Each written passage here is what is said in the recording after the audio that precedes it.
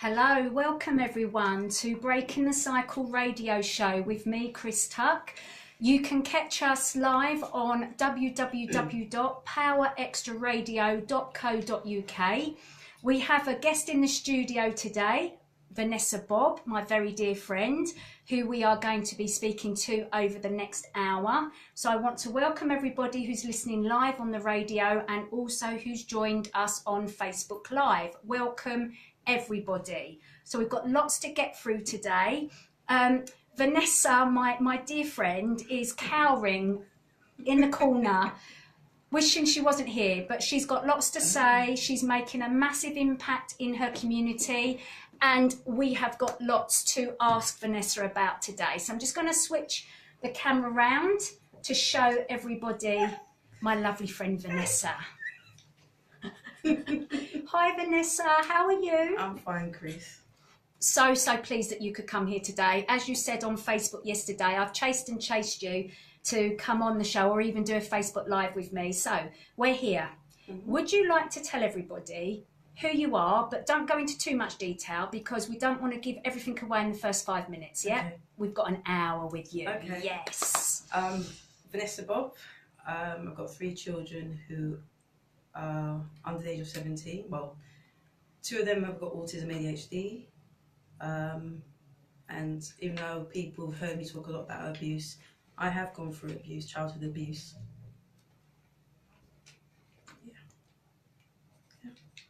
Yeah, lovely. What's in? Okay. So Venessa, 2 children with autism and ADHD, is that correct? That's right, yeah. So obviously we're going to go into that in more detail because that brings another lot of complexities to your life, mm-hmm. whilst you're trying to deal with your own stuff as well. Mm-hmm. So do you want to tell everybody how we met? How we met? Yeah. How many years ago? 3? 3, 4 years ago. Invited to an event. It was about abuse, a short film. I went, didn't know what to expect because sometimes when people hear about abuse, they don't really want to talk about it. So I went, sat down, saw everything else, but I think what captured me more was when you spoke, because it brought tears to my eyes to realise that most of the time when people talk about abuse, they don't want to talk about it, they think you should get on with it. And I think once you opened up, you wrote your book, I thought, oh my gosh, I need to get hold of Chris. And that's how we ended up meeting. I came to you and I said, took your number, and it took a while actually to open up about it, but you just stuck in my head. And I thought, no, I need to follow you. And I noticed that you were consistent all the way through. You never gave up. I knew there was a mention of you doing a workshop, but that never happened. So I was determined to find out how I could get in contact with you. And that's where we are now. It is where we are now. And we've done quite a few events together because you've made that happen through your organisation called A2nd Voice. Mm-hmm. Now, what really struck me with the work that we've done together is that you've always said to me, the Black community do not speak about childhood abuse, mm-hmm. or they don't speak about it enough. And obviously this is a local radio show for the Black community. Mm-hmm. So we want to reach out to people, really. We want to actually get people by the shoulders and give them a good shake and just say, childhood abuse happens in all communities. Mm-hmm. It's not a taboo. Well, it is a taboo, and it shouldn't be a taboo. Mm-hmm. Why do you think that different communities are more silent than others about this topic of childhood abuse? I could say it's about representation. Somebody doesn't look like them, so why should they open up? It could be families don't want to name and shame people in their family, especially if they're well known. They feel that it should be kept quiet and they think that the person could get over it. Probably because fear of not being believed. I think in any community it's the same, but I think when it comes to the Black community in particular, when I say BME, I say I can't speak about every other community. Yeah. I have to speak about my community, mm-hmm. because when it was brought forward that I was abused, I was told I was lying. And I just felt isolated. Okay. But then I felt everybody had the same experiences. But when you know that you go somewhere and you're the only Black person, sometimes you don't want to share something because you feel that you're still going to get judged and it's a waste of time repeating yourself. So I think everybody's experience is different, but for me, it doesn't matter what it is you're speaking about. anything to do with that doesn't fit in with the norm, nobody wants to talk about it. So I would say it's fear, shame, embarrassment, and they don't want to. If they like the person, why should they help? That's how I look at it. Wow. Okay. Now, when you came out about your abuse, Venessa, who didn't believe you? Everybody. Right. Family, Everyone. friends, your community. Yeah. But your church, your church did believe you? Previous church, it was all spoke about it, but you couldn't deal with it. But the church I attend now, one of the sisters just came to me and she said, look, I understand how you feel. You know, don't be scared to not speak. You need to speak it out, because if not, it will just eat inside you. So I would say from them embracing me and I was able to speak, I felt now I wasn't on my own. So I think when you are around people that believe, and if they don't believe, but they show that understanding and the empathy towards how you're feeling, then it's easier. But when people say things like they talk about the person, it's very hard to move forward, especially when you're trying to, you can't forget something that's happened to you, especially when there's a lot of media out there talking about abuse. And then when you see somebody say it doesn't affect the black community, it's quite hurtful, because I've met so many black people, young men, young women, old women, you name it, who have been abused. And on Facebook, they won't tell anybody they've been abused. They play it down. That's their right. But it's hurtful because it means that you're fighting a fight on your own. And they're not acknowledging your pain. No. So when I went to Freddy Krueger's event, which was mainly a black event, and I was the only white person there. I don't know if I was the only one. There was a few. There was a few. Yeah. But I didn't feel out of my comfort zone. I felt like I was at an event where there was survivors, and that's what I was there for. I was there to support. So one of my hashtags on social media is abuse is not colourblind, because I don't see colour. I see the pain that the victim's gone through and the survivor is still living with. That's what I see. That's what I empathise with, and if I can help, I will help. So it amazed me when you asked me to come and speak at your church, because you just said, I can open doors because the black community do not want to speak about it. And I just found that really sort of sad. And as you've just explained, for all those reasons why the black community in particular don't speak about it, but by not acknowledging your pain, that is also not fair either. So what do we need to do more of in your community to make people be able to voice their pain if that's what they choose to do? What is it that needs to happen? Okay, I mean, I always say, my words always don't get twisted, because there are organisations that are doing things for the community. There are churches that are doing things for the community. Name them. You got Yahweh, Okay. the church that you came and spoke at. Yeah. The church I attend, God is Gracious, as much as we're a very small knit church, they're still about supporting. There's other churches that I've attended. I can't remember off the top of my head, but a lot of them. There's not United Grace in Holloway. They do things. So there's churches that do things, but I think what's happened is if you're not part of the clique, right? It's that thing of clique, okay, that they get pushed aside. So if you don't see them getting advertised in the well-established Christian magazines or out there, because remember, not everyone has got funding. So like with me, it's not about the funding. It's about if you've got a voice. If it's not free to speak somewhere, you can just go on live. Was it Facebook Live? Yeah. But I think that some people, if they're not on the bill, they don't want to share it. So I know on Facebook is a place where lots of churches do things. I think, hang on a minute, how come they're doing it but I didn't hear about it? Yeah. And then sometimes there's somebody who's on the bill but they've not told you. So like with you say, Venessa, I'm doing something in Wales. Do you want to come? Yeah. I'm about connecting. I'm about information. It's not that people are not doing nothing, it's people don't want to come together. It's like everybody wants to say, I'm doing it. No, we all have to come together, because no man is an island. We have to all come together. And I feel that when I do something, people say I rant. I'm not ranting. I'm frustrated because I know that when I'm on Facebook, I read everybody's post just because I don't like it. And my thing is, and I'll say it very live and direct, why should I share your information if you don't come to my events, which is dealing with the real issues? I'm not prettying it up. I know I invite people to my events not to score points. It's about, some people don't want to go to church for whatever reason. So when you've got Yahweh and God is Gracious, where we've done events on abuse, you've seen people come out. And like I said, the reason why I invited you on the show is when I went to Wales, or where we went to a few events where you went, I think I was the only black person. It was me or G from, is it Transform Powerhouse? Yeah.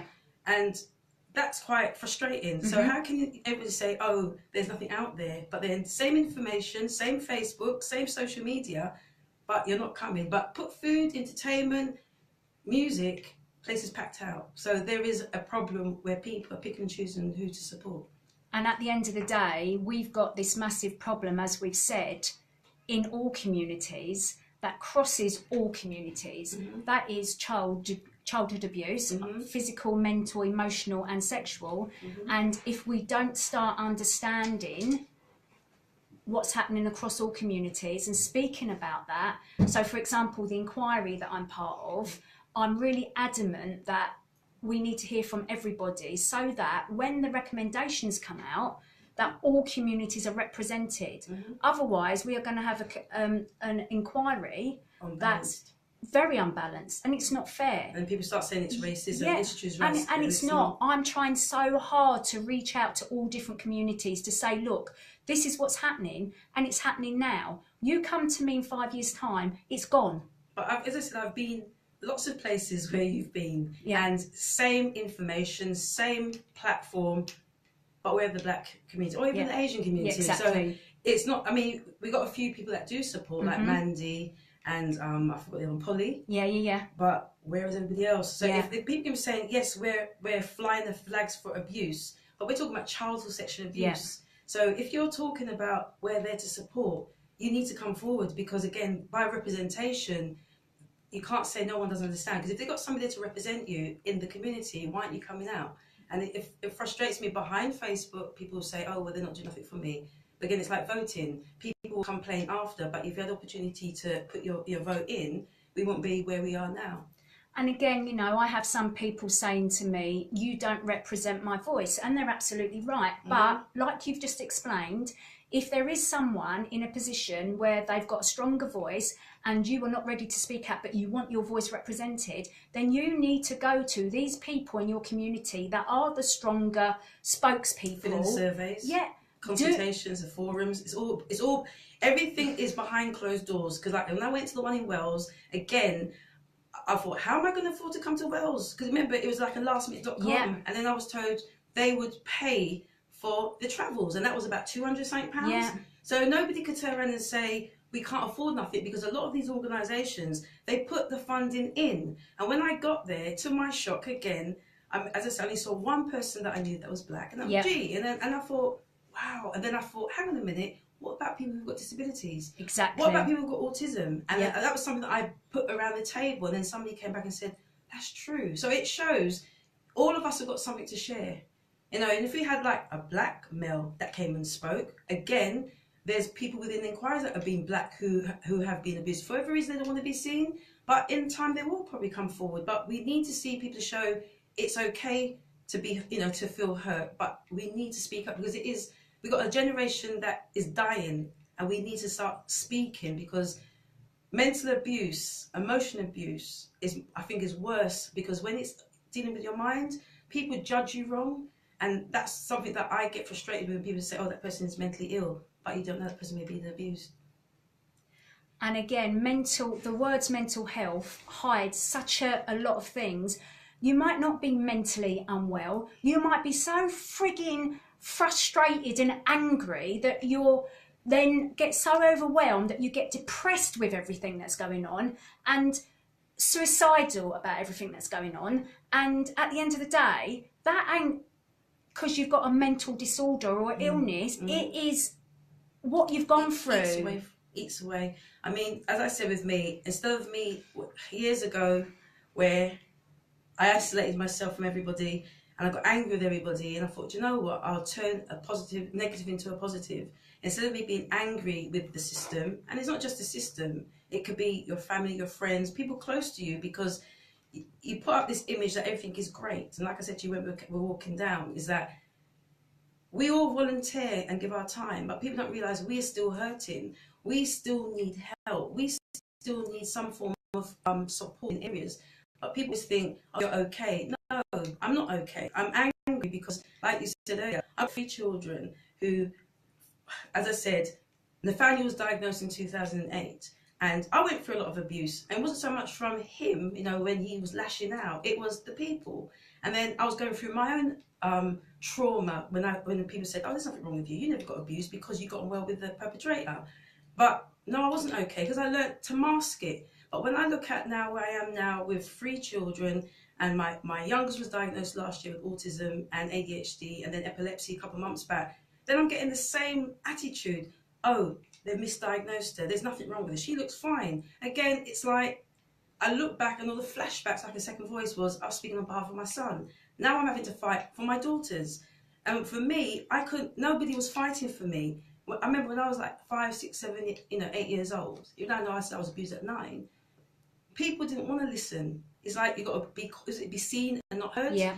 Or you were forced to do things. You know, like they say, come and sit in somebody's lap. You didn't want to sit on certain people's lap. Or I would look at somebody and think, I'm not sure about that person, but you're meant to have respect for your elders. So if you have a respect for your elders, but you know that person may be abusive, they don't want to know about that. You have to be quiet, you're a child. And that's what I think is a problem with our community, is that cultural differences and language barriers is a problem for lots of communities, because if they don't understand the culture, this is where there's that big divide and nobody wants to listen. And I think for me, where I sit on the fence, I hear it from both sides. I can hear it from a service user and a service provider, is I stretch myself, but I now learned how to deal with the isms, because when I go out and I'm the only black person, I've learnt to understand why it is like that. But then when I'm with the black community, I get frustrated when I try to justify why my son or my children got autism. They don't want to hear it. They just say, oh, they've been labelled, there's nothing wrong with them. So it's, again, still educating, but we need more of the communities to come out, not hide behind Facebook, because anybody could tick a box. We need to come together, because, again, mental abuse is more traumatic for us because we've always got the aftermath. Even though I say, yes, we laugh, we can joke, but then next week we can just go into that moment of, I don't want to do it no more. And people might think, well, what's wrong with you?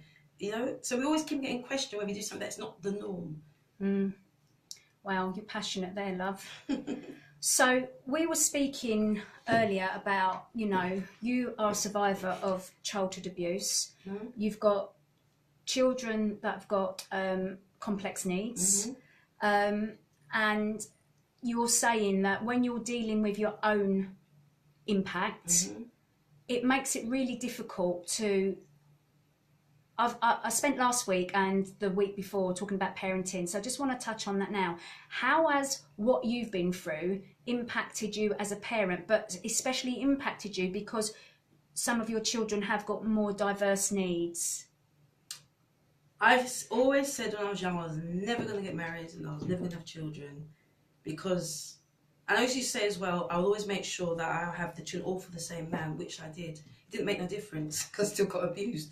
And I think going through domestic abuse and then being abused as a child, if you never had no nurturing as a child or that love, because some people use that word love, and like my daughter said in the week, when somebody beats you, that doesn't mean love. No. And I hear my daughter say it quite a lot when she's talking to certain people, and I feel that I didn't have the tools to bring up my children, because all I keep on thinking was that my children were going to get abused, or am I doing it right? Or am I doing it wrong? I keep on questioning myself. And then when people keep on telling me that, oh, your son's behaviour is because of, I started to believe them. But then when I realised that my son was... Back up a minute. You've just said your son's behaviour was because of what you went through. Is that what you just meant? I sometimes used to think it was. Oh, right, okay. Because people used to say it's because of my behaviour. Right, okay. So people used to say it's because I'm not spending a lot of time with him because I worked in TV, so I need to spend more time with him. And I thought, okay, I give up my job. The behaviour stayed the same. Right. It's like, no matter what I said, no matter what I did, I was always getting questioned. So I thought, hang on a minute, it's like everyone's looking at me. But when I was filming, I always say it, when I was filming, I was plaiting people's hair, I was going everywhere. I made time for people. This is before I had children. But then when I now had an issue in my life and I tried to ask for help, people said, no, you look okay. Or they felt I had the support. But I learned how to mask as a child. When you're being abused, you know how to mask. You know how to get around the situation. Some children don't. Some are able to But you know when some children have been abused, but I learned how to mask it, or the perpetrator knew how to manipulate, I call them their sheep. They knew how to manipulate them so that when I decide to open my mouth, you're a liar. So I think being a parent, I'm still struggling now. And I'm saying it, I struggle because I look at my daughter, she said, no, Mum, you're doing really well. No, I'm not doing well, because when my daughter ran away 2 years ago, in 2015, not everybody knew. And I was on Facebook, I kept quiet, I was told a chip on my shoulder. No, my daughter ran away because the services were not able to meet my needs. And I didn't even know what I was asking for. I just knew that I couldn't go to my family, I couldn't go to my friends, because they said, oh no, there's nothing wrong with her, just you, or it's because you're not showing love. Again, what is love? Because if you're getting beaten as a child, or they call it tough love, what is tough love? Because when my son, somebody tried to hit my son and he attacked me, I realised now he's older, looking back, it was because he said people used to hurt him. And so what it was is I was the punching bag, or his sister was the punching bag. Now, when you look at my whole family structure at home now, I wouldn't say there's love in the home, or the love is dysfunctional. And the reason why I think it's dysfunctional is because nobody took the time, I would say 7, 8 years ago, is that when my daughter was saying, Mummy, why is Nathaniel doing this? And I couldn't explain because I wasn't given the tools. So like when the second voice got set up, I started to meet more people. Then I realised I was meeting autistic people who said, and I started putting abuse. I was abused. I went, really?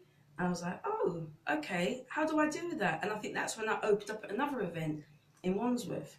And I burst out crying because it was the first time in a public place I opened up and said, how do I help other women who've been abused, who've got special needs, when I can't even help myself? And it took a long time for me to accept that it wasn't my fault.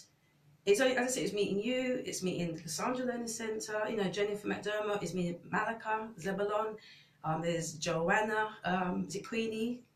Joanna? Yes, it is, yeah. You know, there's a handful of women that came to me and said, Venessa, come on, you know, it's not your fault. You know, you've got a lot of potential to help others. Don't stop. And then obviously the church I'm at, it was like they allowed me to speak. If I wanted to cry, even though if the pastor said, Venessa, come to the front and speak about your journey because you can help other people. And I think once I was able to open up, the crying stopped. I could go to a place and I would break down crying in the middle of a service. So now I feel stronger because I realise I'm not on my own. But it's sad that when you're in the church and sometimes they say, get over it, you know, God will help you. Yeah, God will help you. But sometimes on the natural side, we do need help. We do need that support. We need someone to say, we just need to know that they're there for you. But most of the time, people have not been there for me. I've had to fight. And that's why I fight the way I fight, because I always say to my children, if I die tomorrow, who's going to be there for you? Because the abuse that they're going through now, because of my past history, I can see it's followed through because people didn't listen to me. And now that all of them know that I've been abused, they've dealt with it in a different way. And they're not going out to be angry towards family and friends or the system. It's, why don't people understand? And that's the question. My little one said, Mummy, why don't they understand? Why don't they understand autism? So it's more about why. Because if a child of 12, like my daughter, can ask me, the question that I can ask her is, why can't, as a community, when we talk about autism, talk about abuse, talk about child sexual abuse?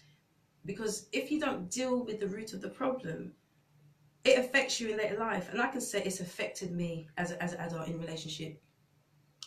So you've just spoken, wow, a lot there, a lot to unpick. But you were sort of just really explaining how the impact of what you went through as a child has impacted you as a parent and impacted your children. And because some of your children have got more diverse needs as well, how do you even start dealing with that?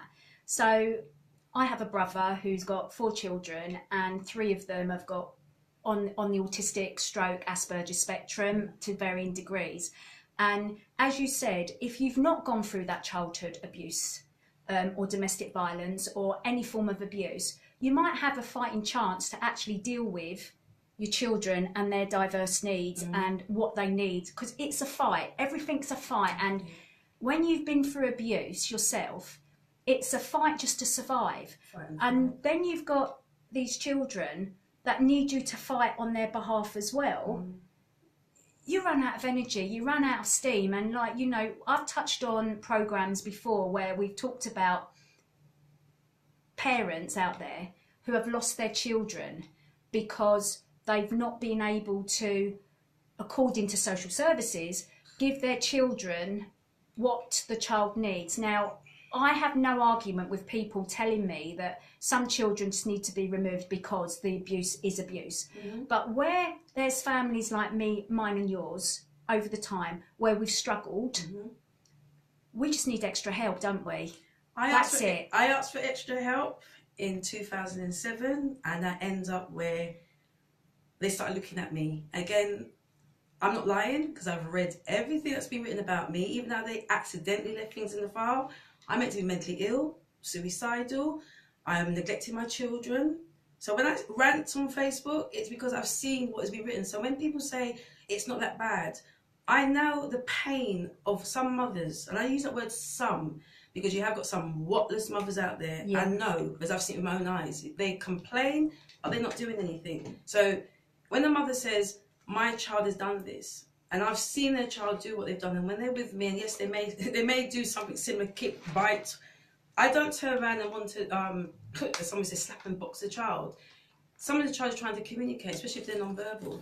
But I think for social services, it's the education that they need to go back to the drawing board. There are good social workers out there. Again, it's not saying that they're all bad, because everywhere you go, family, friends, church, everybody's got a good in them and good potential, but some make it worse because they try and compare you to another child. And I know that when I saw my files, I was meant to be put on child protection with the things that were put on the files, but because I wanted to read, and again, if you're a parent that has got specific learning difficulties, that you've got dyslexia or you can't read and write, then you are more chance that your child will get caught up in the criminal justice system, or you may be told that you're neglecting your child because the child's behaviour doesn't in line with the development. But like I put on Facebook today, my daughter had problems for years, but I was told it was my parenting skills, attachment disorder, and then she gets a diagnosis.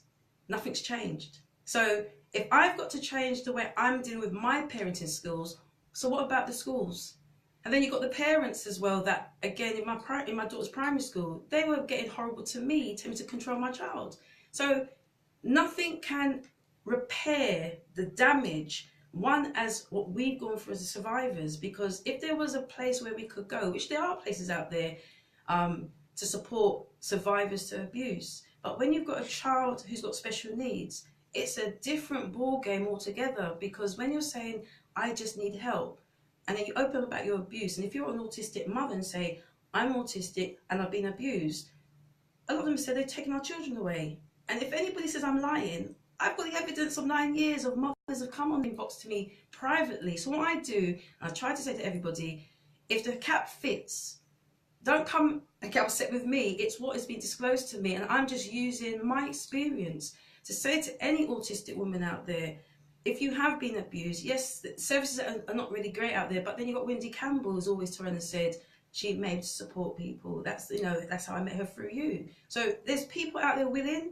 but if the service is not signposting, this is where the mental trauma comes in, because nobody's talking. And as I said, I'm only one person. I'm tired, and the reason I'm tired is because I'm now fighting for my daughter, let alone my daughter and my grandson. Again, I didn't disclose to people my daughter had a baby last year. I had to deliver my grandson at home.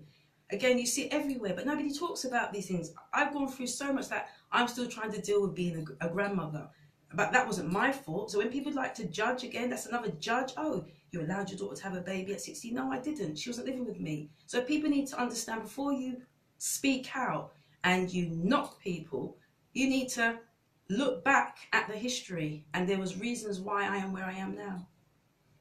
Absolutely, and thank you for being brave enough to share that with us. Yeah, because at the end of the day, as you say, unless someone's in your shoes, can they really speak? Don't think so. I could never speak for nobody, only for myself. Yeah, exactly. So going back to your own childhood, and I'm not going to ask you any detail, but did you have any aspirations at all when you was growing up? Did you want to be a nurse or the next person flying a jumbo jet, anything like that? Let's just bring a bit of lightness to this. My aspiration was to be a camerawoman, which I did do. Oh, you did? It was to work in television, but I was told that I'll never work in TV. Why?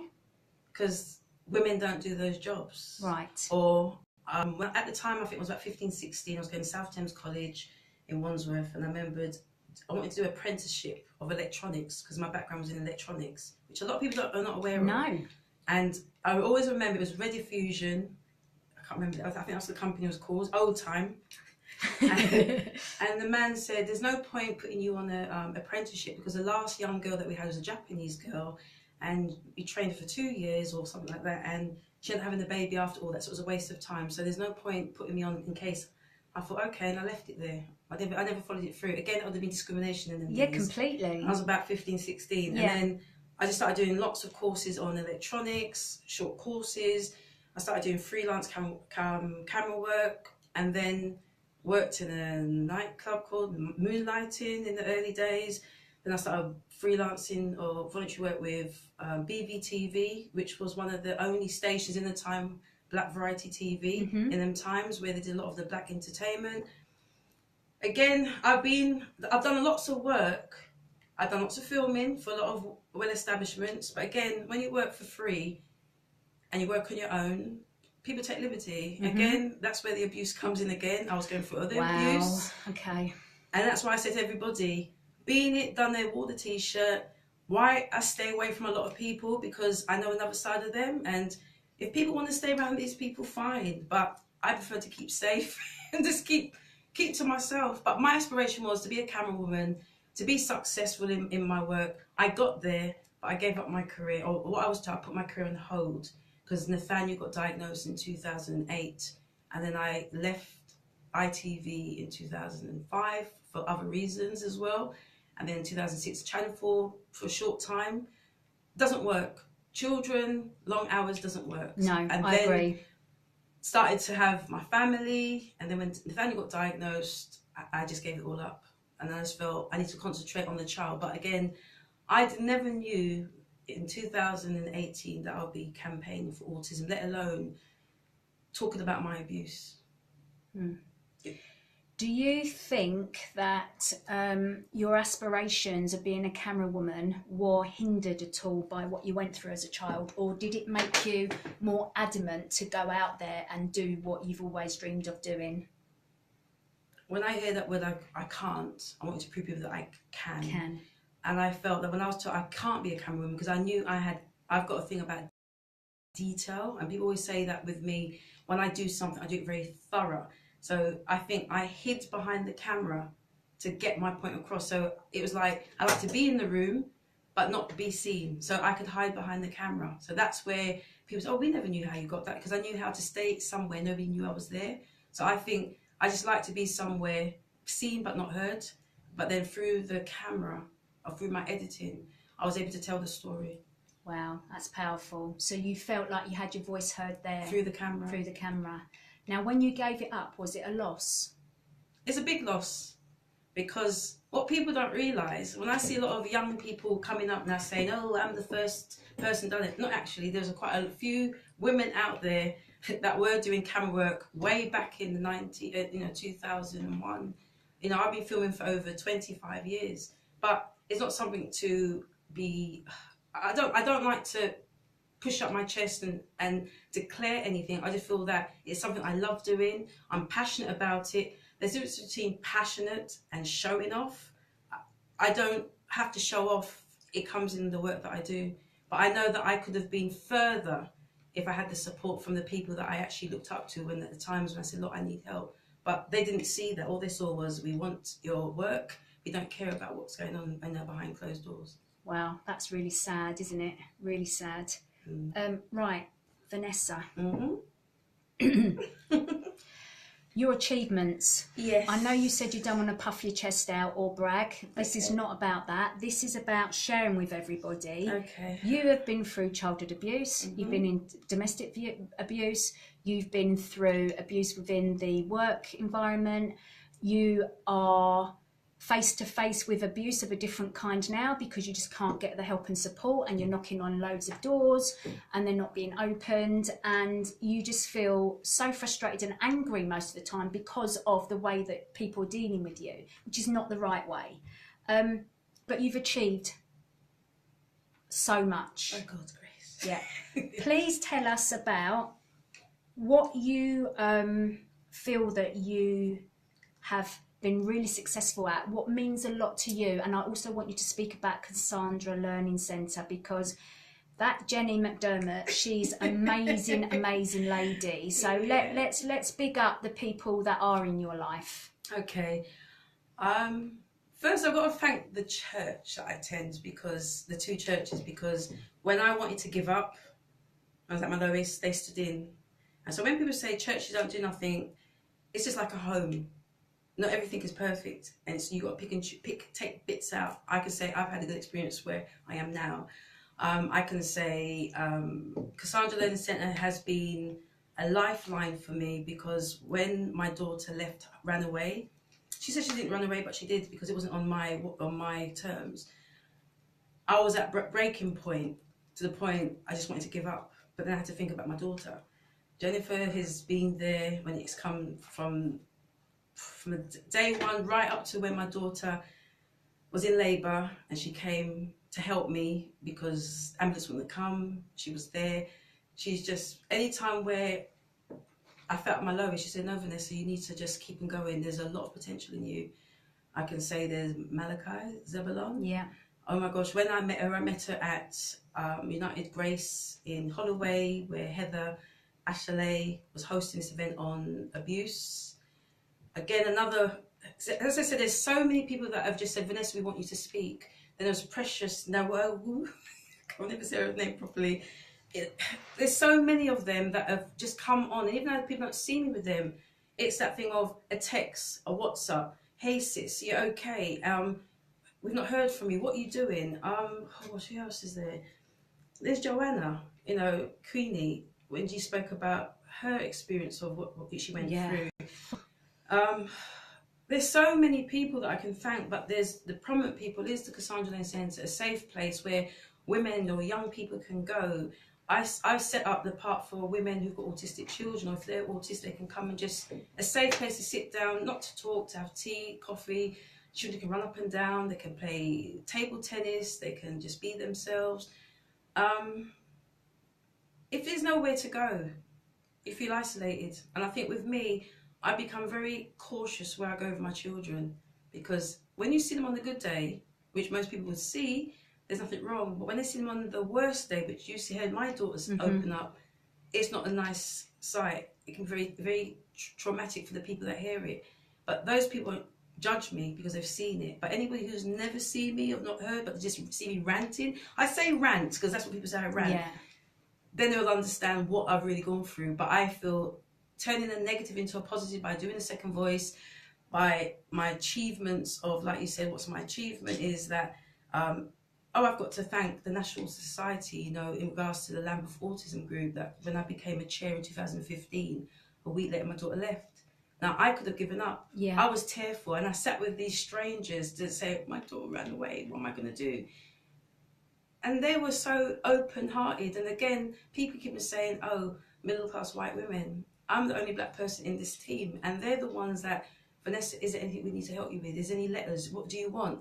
They stood with me through that. And I still remained with Lambeth Autism Group when I was going through my own pain. But through that, I was able to help other families. And then after that, I can say that I got put forward to become part of the members of the National Forum of the National Society, which was Anna Rose, the ex-chair for Lambeth Group. Then I was asked, or I was told my name came forward in December to be part of the member of the Parliamentary Autistic Group, Advisory Group. Again, I'm like, I don't know what I'm meant to be doing, because I don't like sitting around tables. I like just getting my hands, I like to be out. I like sitting around. I'd probably be more quiet around the table and then I prefer to go out and do the work. So when people say, is that a fact? Yes, it is a fact, because I'm actually in these meetings, so I know what's going on. Again, when you go to some of these APPGAs or some of these meetings, there's still no BME. Yeah. And I keep on saying that word. Where are the influential black leaders?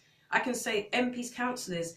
It looks good when you take pictures, when you're opening up things, but we need you lot to be there when the real work is being done. So when we're hosting events and you've got the Mayor of Wandsworth or Mayor of Lambeth coming to the events to open, where are the MPs? There was one councillor that supported me, and I was sad that she passed, and that was Councillor Sally Epson. And she was somebody that, even though she died, you know, she had sickle cell, she would come out of her hospital bed to support people. I would say that's the only person I could say that was very passionate about people within the community who had a disability. She was still in pain, and she still came. That is one person I can say that I treasure, and people don't see that. And I think that's what I'm saying. If we had more BME leaders out there coming out, and even when you're doing your inquiries, we had more of them coming forward, I think there'll be more of a balance. People say, oh, now we get it. But at the moment, there's a lot of talking and no action. I'm sorry. I'm being myself. Yeah, and you know what? And you're absolutely right. And that's the problem. There is too much talking and not enough action. So what I've heard you say there, and correct me if I'm wrong, is that we need more representation from the different communities, leaders in the communities, not just sole voices like yourself.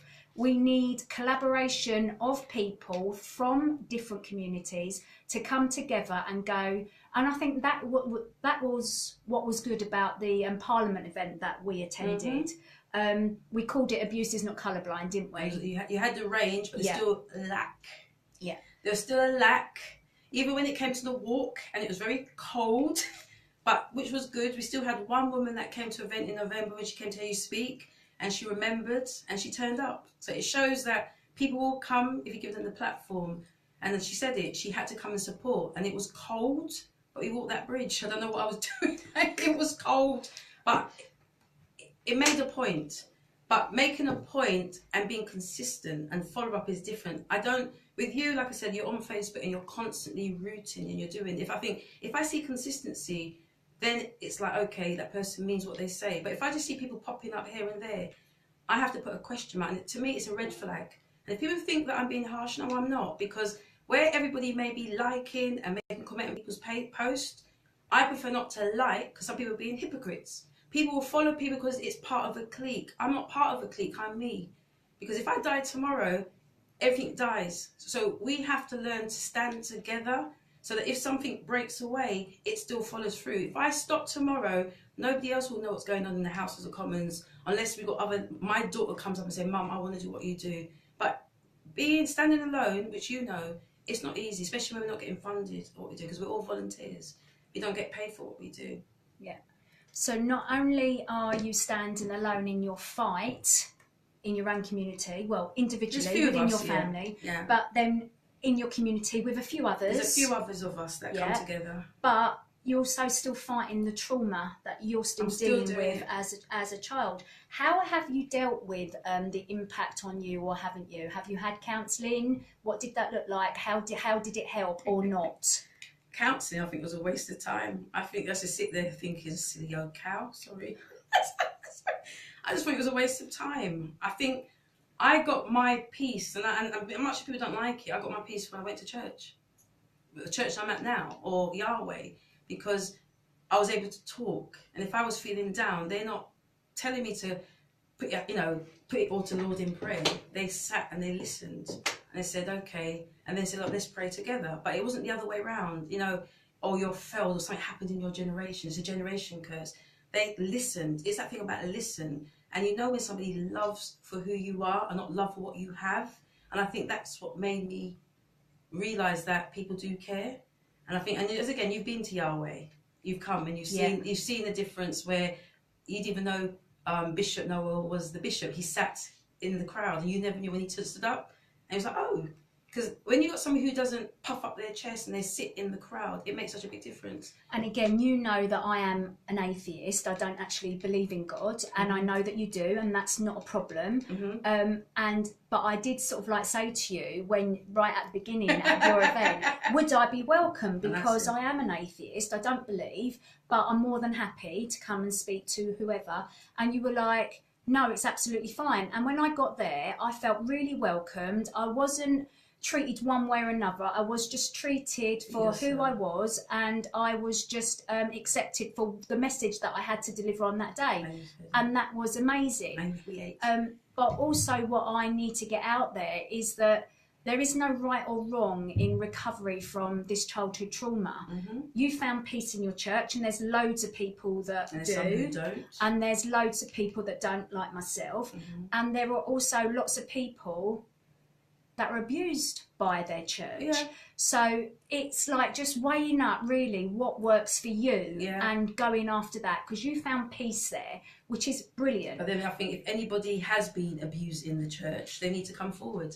There's no point picking up leaving because you're allowing that perpetrator to continue abusing, taking advantage of young people. And again, there's people who are, and what we need to understand as well, anybody can go to church and say they're a Christian, but they're not. They go because they know there's vulnerable people there. It's like a hospital.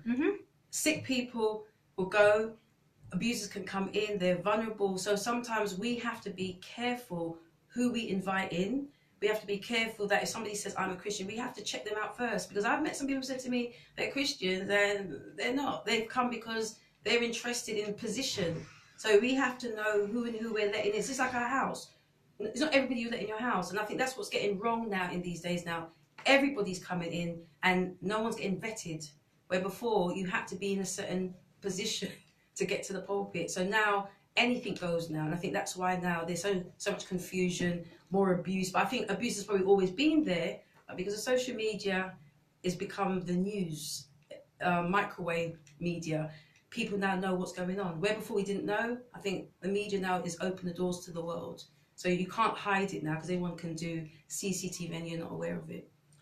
What would you say is your goals for the next 12 months, or have you not thought that far ahead? So obviously you've got the Wandsworth, but you have done Lambeth as well. I've done Lambeth in April. So Lambeth and Wandsworth Autism Fair. People can find out about that on your Facebook, social media. Tell everybody your social media handle so they can connect with you if that's what they want to do. Okay, they can just find me on A2nd Voice.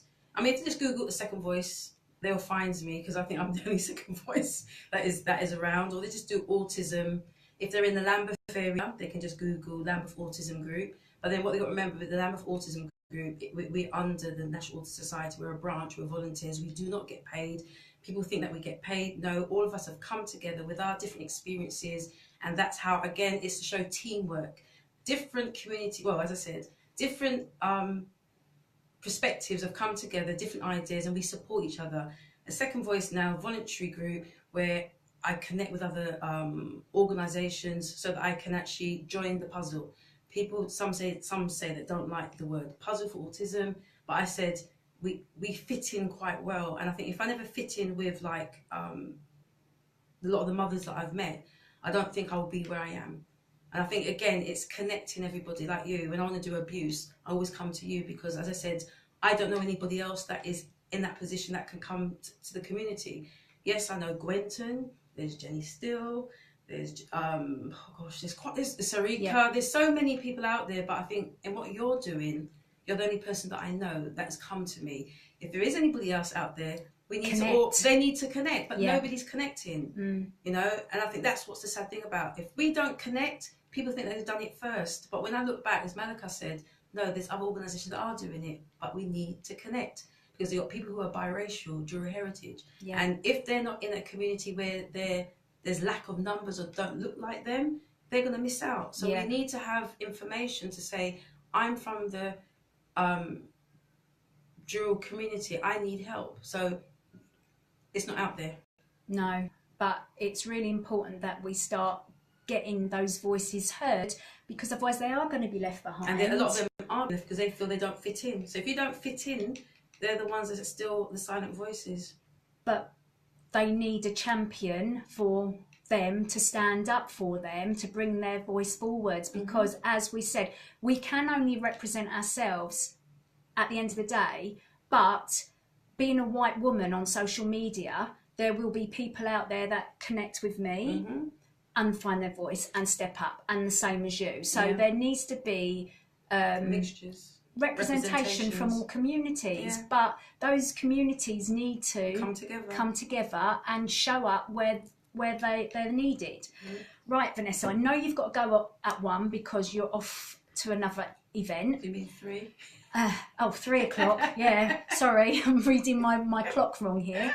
So you've got 5 minutes to basically say anything else that you want to share with anybody. Don't be silent on me, because I know you've got lots to say. I would just say that if you are feeling lonely, you are feeling isolated, whether you've got a special needs or not, it is good to talk. If you don't want to come face to face, you can go through social media, go to somebody on the inbox, and as again, like with you, somebody's come to me, I will signpost them to you. Signposting is free, especially when it's on Facebook. But a lot of people just seem to think life ends. It doesn't. I think once you open up and you're around people that care, you'll know. And I think with me, I'm around great people now who've made way for me to get where I am now. And I think if I wasn't with them, and I think now that all my children are back together at home, life is just beginning. So I would say life it's not an end of the world. You know, you can continue going. But sometimes it is a struggle, and you've just got to accept that struggle, because that's part of life. Just got to keep on going. Yeah. One other thing that I wanted to say was that, you know, people can reach out to people like us, you know, but at the end of the day, we can only take so much, because we've got our own stuff that we're dealing with. We try and help as many people as possible, but we also need time out. So there does need to be respect there for what we can give and what we can't. So if someone does come to us and say, here's my issues, I want you to sort them, we can't. All we can do is say, right, this worked for me, it might not work for you, but try it. This person might be able to help you, this organisation may be able to help you. But at the end of the day, we understand, we can listen, and for some that's enough, but others it's not. But we can't be responsible for anybody else's life. No.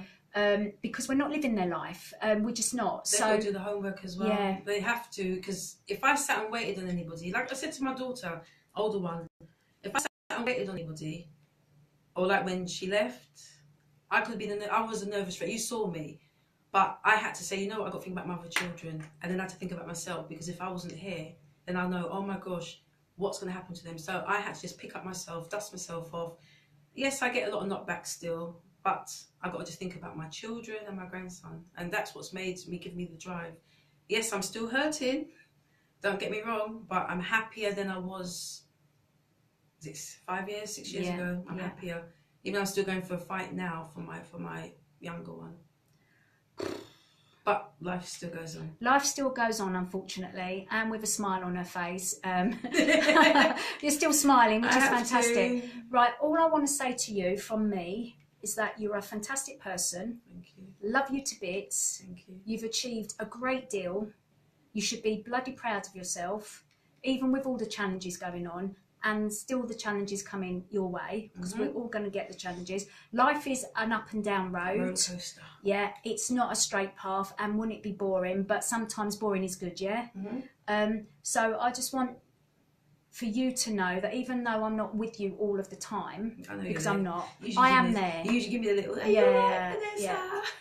I am there, and I would really be there for you, and you know that. So just carry on doing what you're doing, because you are making an impact in your own life, in your kids' lives, and you are making an impact into other people that you come into contact with that are maybe going through abuse within the Black community. So there's an understanding and empathy there, because you've shared your story, but also for your children that have complex and diverse needs. You've fought and fought and fought, and you're still fighting. So well done, kids. Thank you. All right, okay. Love you lots. All right, guys, so Vanessa's got to disappear off now for another meeting, so we will have her back on in the future. I'm just going to play a tune now for you all, so if you are on Facebook Live, please go and grab a cup of tea and go for a wee, and we will be back in a little while. So if you're on the radio show, you are going to be listening to Boom, Boom, Boom.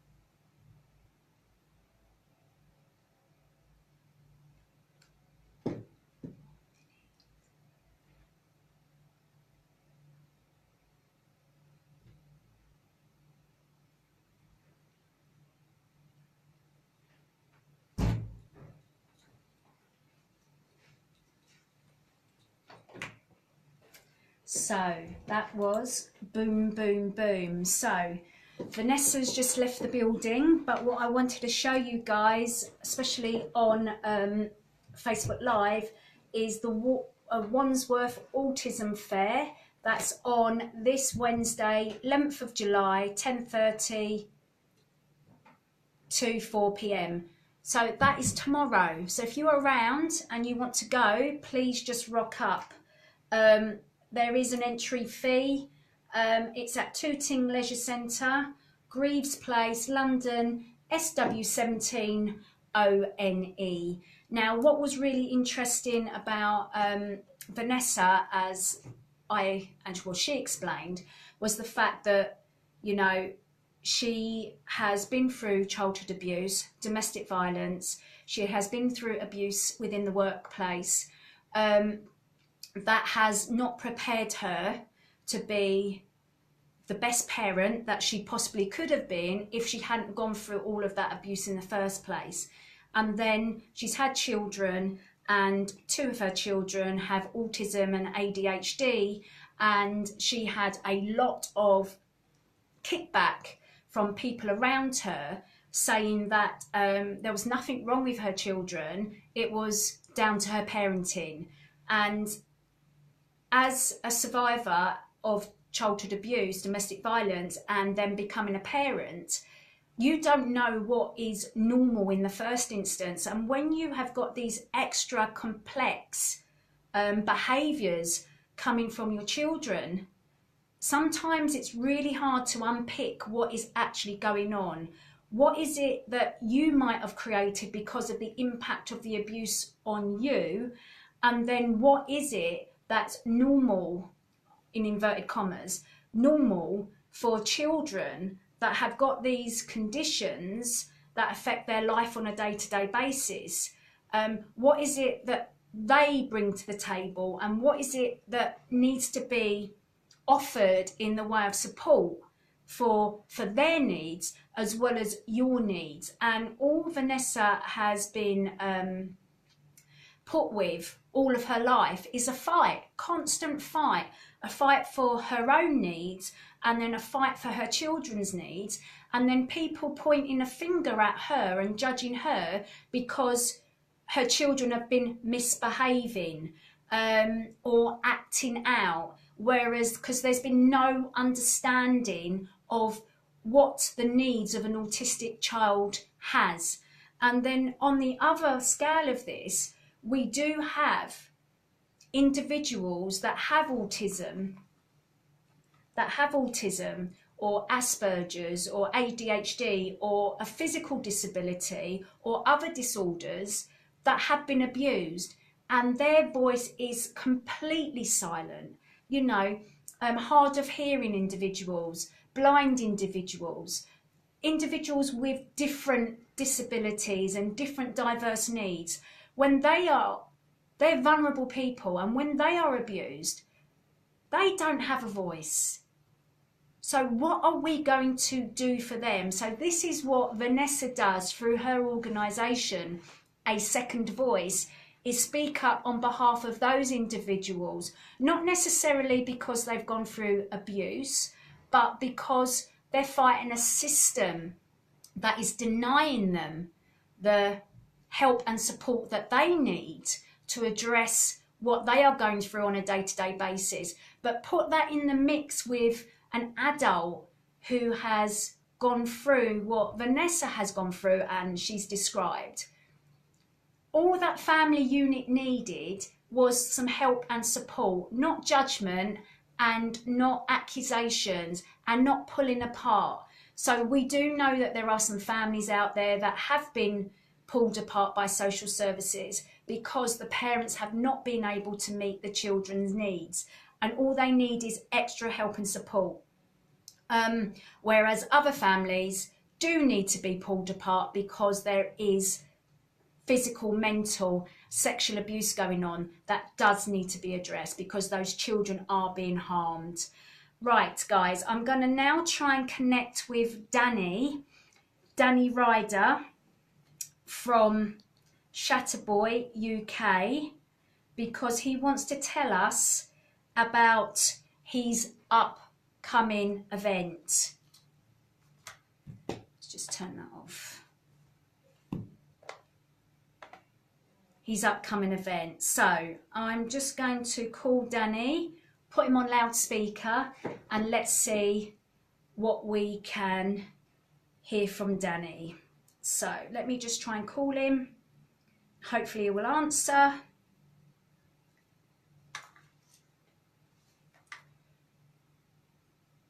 So just bear with me, guys. Danny, hi, you're on the radio and Facebook Live, so speak loud and clear. And will not swear. And please do not swear, yes, that'd be great. So, right, okay. Dan, just tell everybody who you are, what you do, and the event that's coming up. All right, okay. So my name's Danny Wilson-Croft. So I'm a member of the Victims and Survivors Consultative Panel for Inquiry, along with Chris, and run a group called Shatterboys UK, which is a peer support group and a campaigning group. So, the event. So, we've got an event coming up called the Uprising, Operation Public Interest. So, what this event is about, it's about empowerment. So, just so happens I am prepared, and I've got a little sheet in front of me, which makes a change. So, I'll just read what it says at the back of our flyer. Perfect. So we'll be hosting our event at Uprising, Public Interest, at Speaker's Corner, London, Sunday 29th of July. We're inviting groups from areas where current CSE is manifesting itself on your streets, and our children are being sexually exploited, groomed, raped, trafficked and abused. In these same areas, there's a history of non-recent sexual abuse that's failed to be addressed by authorities and ignored. It's happening in family homes and institutions. Collectively, we've been failed today. From our campaign work in Rochdale, acting in silos achieved very little. We recognise that we need to stand together as one. This event is about us standing together and being heard. Alone, we are easy to sweep under the carpet. We are calling survivors, family members, support groups, and activists. That's not political activists. That's child abuse activists. And members of the public to come together on this day and be heard together. Sexual grooming and rape and sexual abuse of children needs to be in the public interest. Be part of the generation that says enough is enough. Survivors from up and down the country will be speaking at this event, as well as family members and concerned public. So, like I said before, what the day is about, it's about empowerment. We're not asking people to come down and share what happened to them as a child and go into any detail about their abuse. We're asking people to come down and basically talk about what's going on in their town or their city or their village, how they've been failed, and importantly, equally important, is what's working in your town. Is child sexual abuse being addressed by the police, social services, and your councils? What's being done? What we want to do is create a big picture of what's going on in the UK, and hopefully, by sending out this message and raising public awareness, we can get a shift in public consciousness and we can get societal change. I'm not saying we're going to get societal change just from this event, but what I'm saying is a good starting point and it's the beginning. Like I say, this day is about empowerment. I can't say that enough. We can't empower nobody, but what it's about is about empowering yourself. You don't have to come down and speak. You can come down and listen. Listen to other people in recovery. Listen to what they're doing with their lives. Listen to how they're getting on with things. Listen to how they're facing forward and not looking back over the shoulders. It's a great opportunity to build up a peer support network. Aside from services, people who you can call, people who you can contact, who you can identify with, who've been through similar stuff to yourself and are coming out the other side. In a nutshell. That's perfect, Dan. Thank you. That was really eloquent and to the point, which is brilliant. So what time does it start on Speaker's Corner? Okay. So it starts at 11 a.m. and it'll be running till 3 p.m. It may run on a little longer because we don't want to silence anybody or shut anybody down. What this event is also about, it's about personal responsibility. So obviously there's going to be a lot of people coming. And, we can do our best to look out for people, make sure they're okay, make sure they're not getting triggered and all that stuff. But, there's going to be a lot of people there. It's in the City of London. It's in a park. Do you know what I mean? So we can only do what we can do. So only come if you feel comfortable. Come in and you can manage your own, sort of feelings and emotions and stuff. Because I wouldn't want to put anybody in a position where they feel uncomfortable. So I can't kind of sort of stress that enough, really. Yeah, so basically it's self-care if you turn up, because you've got to take a bit of personal responsibility. So if you don't feel like you're in a safe space, then perhaps the event is not for you on this occasion. Is that what you're saying as well? Yeah. And if this event is not for you on this occasion, we're not going to get anywhere or benefit anything by people screaming and shouting in the comments on a paedophile, all that kind of stuff. Do you know what I mean? Yeah. There's people behind their doors who will be willing to help, and we need help from. Yeah. So just slam the door on us. It's about speaking out, speaking the truth, speaking about what's going on in your area. Yeah. And speaking about your recovery. You know Yeah. what I mean? this is not a day of misery and gloom and doom. You know what I mean? It's about it's yeah. about moving forward. Yeah, it's about celebrating where we are now and understand. Yeah. You know what, Dan? That sounds absolutely amazing, and I just wish I could have been part of it. But obviously, you know, I'm on holiday, taking a bit of time out. But I will have my ambassador coming to speak on behalf of SOB, as agreed with yourself. And I just wish all of you a fantastic event. And I know it's going to be really, really successful. And I just, you know, just wish I could have been part of it, really. Well, let me just add something there, Chris. So, like I say, this is our first event as a collective. And we're putting together a group called Survivors First. Lovely. Right? Because it's about Survivors First. It's not about any individual. You know, there's nothing special or anything about me. I've just been fortunate enough to get into recovery. And fortunate enough to be able to, you know, share a bit of a message that, you know, you can get into recovery too. But what we've got coming up after this event is at Recovery Walk. So what that's about, it's about making the invisible, child sexual abuse, visible. Yes. So we're just in the planning stages on that, but we're looking at doing a walk from potentially from Manchester to Rochdale, which ain't that far. Right. It's probably about 4 miles or something. Okay, like that. that's doable. So that's something else that we've got on the horizon after this. You know, and we will try our best to the best of our ability to keep people safe on that day. We've got people coming down. We don't want people getting interrupted while they're speaking, but do bear in mind it's a public space. It's a public park. We can only do what we can do. You know, what this event is about. It's not about the people who've got issues with each other playing tennis with dog doo-doo. You know what I mean? It's about the survivors. It's about the survivors' voices. So there's no place or time for nonsense. Yeah, absolutely perfect, Dan. Thank you for clarifying all of that. Now I know you've got to go and pick your son up from school, but is there anything else you want to say to anybody? That's about it, really. All right, mate. Okay. I'm going to do a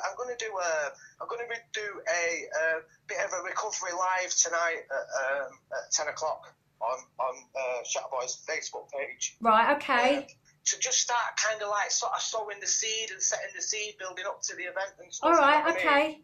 If I'm awake, Dan, I'll join you. If I'm not awake, I'll wait till the baby's well asleep in bed because that's why it's at 10 o'clock. Yeah, I'll share it, as you know, when I wake up at 6 o'clock in the morning. And if people are watching this show now, please share. Please share this live. Share it to groups.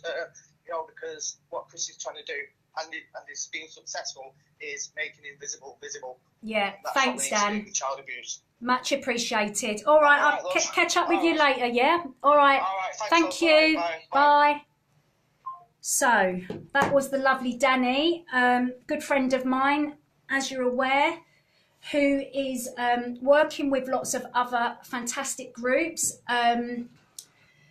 which will come to my head in a moment. My head's in a bit of a spin at the moment. Lots of other fantastic groups. I'm going to find their leaflet in a minute so I can read the group names off. And the event is at Speaker's Corner on the 29th of July from 11 a.m. to 3 p.m, maybe 4 p.m, depending on who wants to speak and who doesn't, and what the kind of vibe will be on the day. So please share this Facebook Live. Please share the radio broadcast so you can join us live on www.powerextraradio.co.uk, and I'm just going to play you another tune so that I can find the leaflet and share with you the group's names of who's supporting Dan's event. So it's not Dan's event, it's all survivors event. So I'll just be sharing the organisers with you, because they might have a service that you would like to access. So just bear with me. In the meantime, on the radio show, you are going to be hearing Hello. So just bear with me.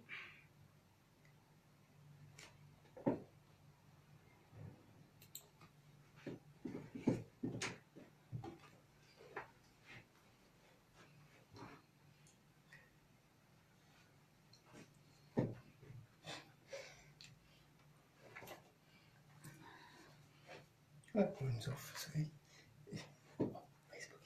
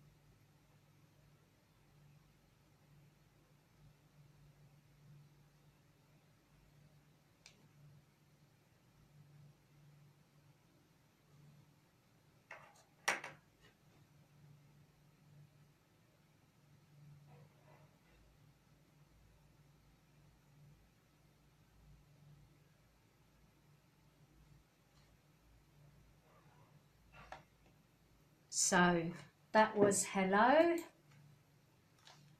Nice ballad there.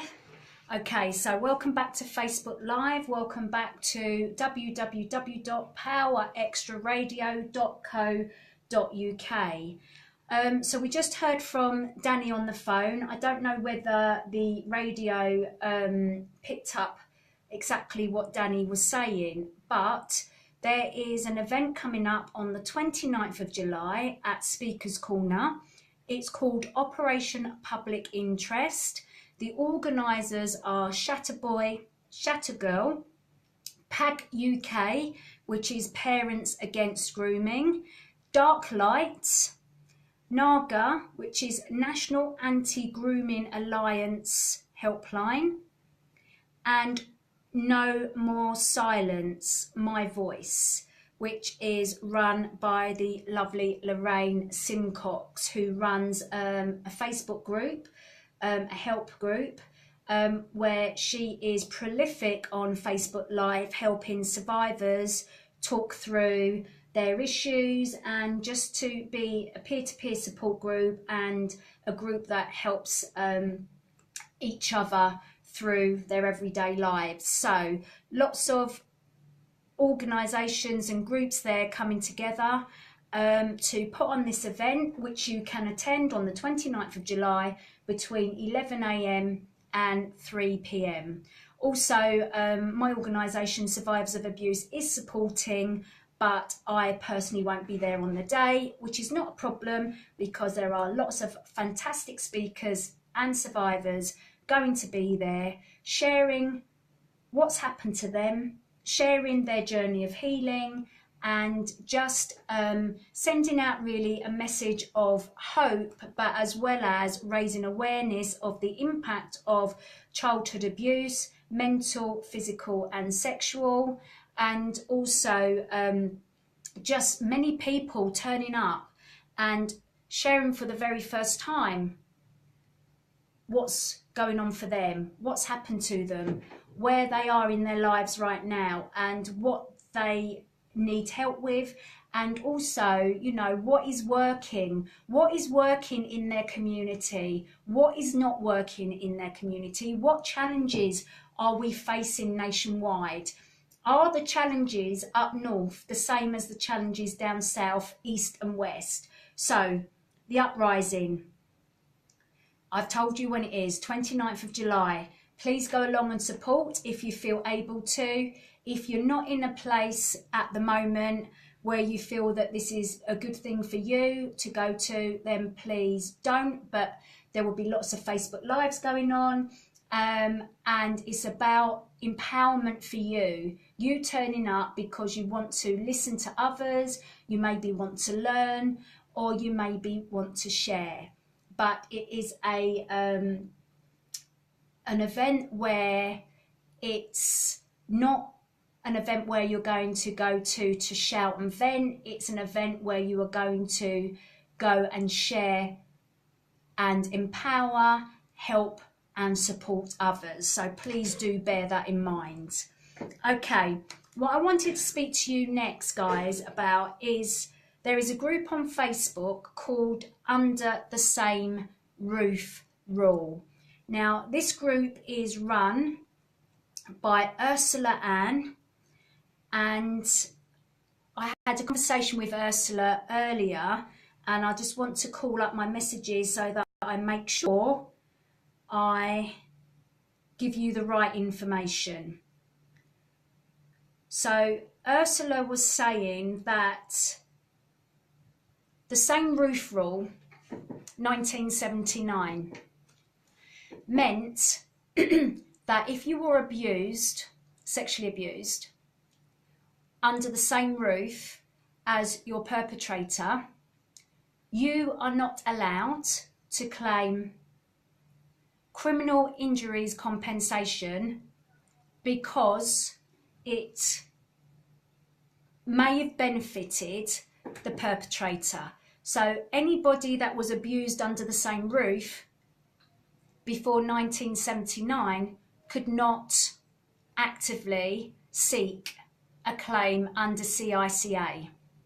Now, the inquiry, independent inquiry into child sexual abuse, heard from many victims and survivors that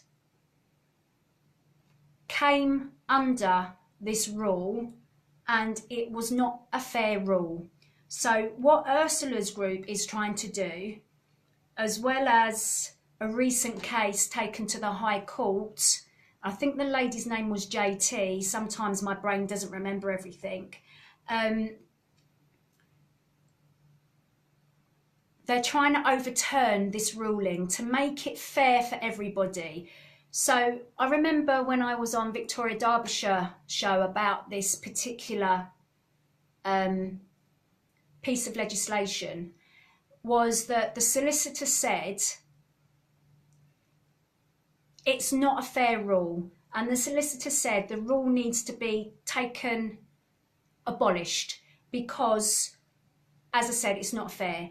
If you were abused before 1979 or in 1980, the person abused in 1980 could apply. The person that was abused before 1979 could not apply. But he also said that this legislation was first set up for the domestic violence. So often women, for example, would stay with the perpetrator, and if they made a claim, then the perpetrator, because they were still living under the same roof, would benefit from a payout. So they didn't want that happening. So that's where that ruling came about. That ruling should never have been applied to child sexual abuse. And this is why the solicitor on Victoria Derbyshire was saying it was completely out of context and not fair. So anyway, cut a long story short, Ursula Ann and the members of her group that are affected by this rule are meeting with the Mirror News Group on Friday, and they're doing a piece about the same roof rule. Each person is sharing a snippet of their story, and they obviously want this ruling or piece of legislation overturned so that everybody's treated fairly. Now, with the research that I did around this, there's no reason why this piece of legislation or ruling should still be in place, because it's not fit for purpose, it's out of context. So I am going with Ursula and her group on Friday, if that's definitely confirmed, to support them in their quest to get this awareness around this bit of legislation, or yeah, I think it is legislation actually, because it's going to the High Court. So JT wanted it overturned because she was explaining how unfair it was to her, and Ursula now is taking it up to the next step with her members to add their voices to this. Now, if you are affected by this same roof rule and you have been turned down for criminal injuries compensation, CICA, and you want to connect with Ursula on Facebook, I'm just going to call up her group if I can. Just bear with me. So the group is called Victims of the 1979 Same Roof Rule, and there is just in excess of 80 members at the moment. So if you know that you are affected by this legislation, then either connect with Ursula Ann or search out this group. It's a closed group, so you should be able to find it. Victims of the 1979 Same Roof Rule. And please look out for their piece raising awareness of why this rule is unfair for them. Okay, so that's something else crossed off my list that I wanted to bring to everybody's attention. So we've spoken today to Venessa Bobb from A2nd Voice, who was a survivor of childhood abuse, domestic violence, workplace abuse, and now she has shared with us the struggle that she has with her children's needs being met, and also the judgment and the blame that she's had placed on her as a parent, rather than help and recognition of the trauma that she's been through, the judgment that she's had, and the critical eye that she's had over her as a parent, rather than the help that she should have been given, and the challenges that she still faces. But she also shared with us her achievements, which have been fantastic. She's still gone after a career, she's still making a difference for other people, just by sharing her story. But she also put out there today a plea, really, for more people, especially peoples in positions of power, leaders in the Black community, to come forward and to add their voice to individuals within their community that are speaking out and are speaking up, but are being silenced because there is no one backing them. So if you are an organisation in a particular community. If you are an individual and you want to speak up and you want to share what's going on for you, then please connect with Venessa. She can't do it by herself. She doesn't want to do it by herself. You heard, she's tired, she's exhausted. But we need to stop working in silos, and we need to start coming together as individuals within our own communities, and different communities coming together and working as a collaborative so that our voices are heard loudly and strongly and clearly. And then I spoke to Danny about the event that he's helping to organise, along with all the other organisations that I've spoken to you about already. And then I've brought to your attention today about the same roof rule, that Ursula Ann, that's the group that she runs, and they are going to be doing a media piece this Friday, and we will let you know, we will share it on social media, that piece once it's been written, and for circulation. So what I wanted to do now, guys, is have a 5-minute segment of the show called a Survivor's Say. And today I have picked a poem that was written by Michelle Robinson last night, because it really spoke to me. Now, Michelle has shared this poem on her social media, so I'm hoping that she won't mind me reading it out. It's very powerful. It may be triggering for some people, and it may upset. So if you want to disappear for 5 minutes, then please do.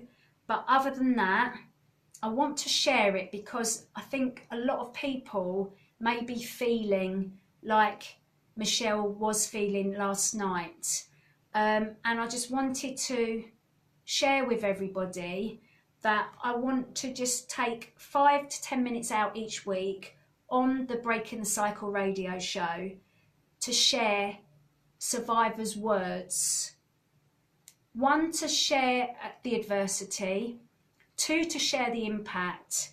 But 3, to share the fact that we all do have bad days, rotten days, suicidal days, but the strength of the survivor will always shine through. So here goes. My final night. I spend it alone. Life flashes before me. My pain I am shown. I reflect on my memories that have made me me. They torment my mind, but no one can see. I think of the worst that I'll never forget, and sit and acknowledge I can't live with the regret.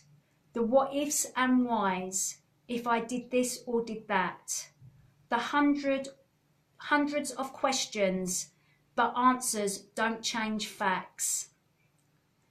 Silence surrounds me, apart from the voice that utters to live or to die.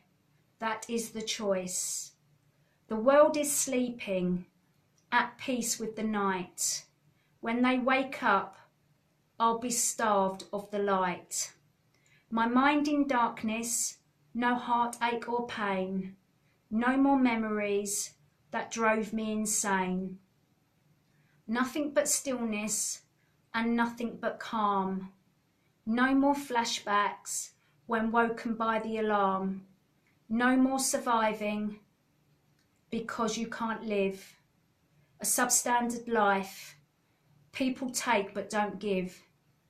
History repeating itself year after year. There is no respite, just a river of tears. I cannot swim, the river's too deep. It gets deeper and deeper the more that I weep. So in the stillness of the night, I sleep with the dead. Finally at home, safe in my bed. Away from the war, I fought all alone. Finally I lost, and I am free to roam, to look for my daughter in the dark of the night, alone in her cradle, not out of mind, but out of sight. Never forgotten, although all alone, but knowing one day her mother would come home.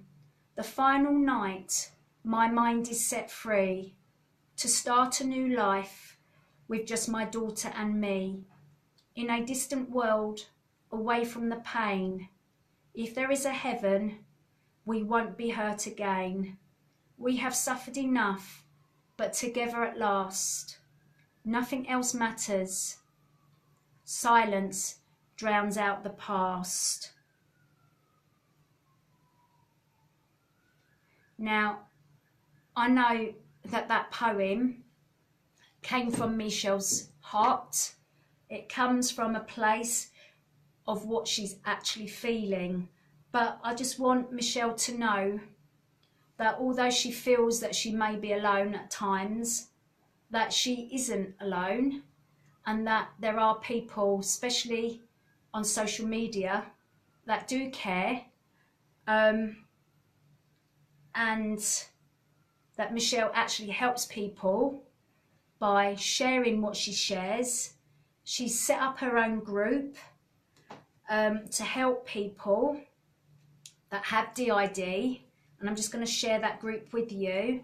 And again, the group is not for peer-to-peer support. It's about raising awareness of the impact of people that have been diagnosed with DID. Now, Michelle, if you are listening, please share your group because I can't find it at the moment. Let me just check out your Facebook and let me see if I can find it. Otherwise, please share it in the comments below and I can read it out for you. Michelle's also doing a fundraiser, guys, for Voicing CSA, and that can be found at gofundme.com/Ben-Nevis-Challenge Voicing CSA, and she's doing that next week. So of course, if any of you want to support her, raise funds for Voicing CSA, that would be absolutely fantastic. Can't actually find Michelle's group, but I will share it under the Facebook Live and I will share it on next week's radio show. So we have 8 minutes left of the show. So if you want to have your voice heard on Survivors Say on the Breaking the Cycle radio show, www.powerextraradio.co.uk, then just please PM me your poem or whatever you want to have read out on radio and Facebook Live, and whether you want it to be anonymous or if you want me to share your name and your details. Right, guys, I have been running the Breaking the Cycle Cleaner Living Therapy program for the last 8 weeks, and it's been a very positive, very inspirational, very uplifting course that I've delivered to a group of survivors in collaboration with 1 in 4 charity. That is another charity in South London and North London that support victims and survivors of child sexual abuse. One of my ladies, one of my survivors that I have, has mobility issues, and as you know, I recently, well, 5 months ago, had a hip replacement, and I needed a mobility scooter to get me out and about in order to make sure that my mental health stayed in a certain place. Because when I feel vulnerable, when I can't walk, I feel vulnerable, and when I feel vulnerable and I can't get out and about in the fresh air, in the sunshine, in the rain, if I can't walk my dogs, my mental health slides. And I think it's really important that people are able to get out and about. This particular survivor, as I said, has mobility issues. So we gave one of our mobility scooters away to somebody else in need. And we wanted to give this mobility scooter to this particular person. We bought new batteries for the mobility scooter and it was working. The day this lady came to pick up the mobility scooter, it decided it didn't want to work. And we have pulled it apart, we have tried to fix it, to no avail. So I am putting out a plea now to anyone that has a mobility scooter, a travel one, so one that can be broken down and put into a car. I'm putting out a plea to anyone that can either offer their services to help fix the one that we have, or if you have a mobility scooter sitting around doing nothing, please can you get in touch? Because this is about paying forward. These mobility scooters cost hundreds of pounds, even for one that's quite old, cost a lot of money. So it's about paying forwards. If you've got something sitting around that's not being used, please can you get in touch and let me know about a mobility scooter that you may have that we can pass on to this survivor so she can get out and about and improve her quality of life. Because we know the impact of childhood abuse, mental, physical, neglect, sexual abuse. We know the impact that it has on our mental and our physical health. And I'm all about helping where I can. And I'm all about trying to help people, especially if they haven't got the funds to help themselves, to get to a place where they can actually feel like they're living and not existing. So if you know of anyone, if you can help with this, please get in touch with me. You can find me, Chris Tuck, on Facebook, on Twitter, Instagram, LinkedIn. My phone is 07932 594 712. Give me a call, leave a message, and I'll contact you back. I would love to be able to help this particular survivor. 3 minutes to go, guys. I am going to go back and read all your questions and your comments afterwards and respond to you afterwards. We've had lots of information going out on today's show. I just wanted to mention next week we have Beverly Webb coming into the studio. And I just want to tell you a little bit about Beverly, if I can just quickly call her up on social media. Beverly Webb. So Beverly Webb is a survivor, but she's also a coach, and she helps adult survivors of abuse and trauma to have a voice, balanced life, business and well-being. So that's going to be very, very interesting for some of you that are having trouble balancing their life, their work, their health. So it'd be great to have a conversation with Beverly, find out her background, find out how she helps people, and find out what she's doing with her life, just to inspire some of you that may be watching. So it's all about Breaking the Cycle radio show. It's all about sharing what we've endured, what aspirations we possibly had, how they've been impacted by what we've gone through, but also sharing our achievements, because self-esteem, guys, is only built by achieving. So we rebuild our own self-esteem through what we do and what we achieve. So it's really important that we empower ourselves by listening to other people, because someone may resonate with you who doesn't resonate with me. So it's really important that we start sharing the good, the bad and the ugly in order for change to happen. So if you would like to come on the show further down the line, please get in touch with me. Don't forget to tune in to www.powerextraradio.co.uk if you want to hear music. My laptop's gone to sleep, so please bear with me. Please share this broadcast far and wide, because it will help somebody somewhere. And I just want to thank you very much for listening. And I'm now going to say goodbye to Facebook Live. Please tune in at 8 o'clock tonight, though, guys. I'm going to be talking to the fabulous Paul Skates about everything and anything to do with his life and how he helps people on a day-to-day basis. So goodbye, Facebook Live, and the closing jingle is now coming on the radio show. Join me next Tuesday, 2 o'clock, guys. Bye for now.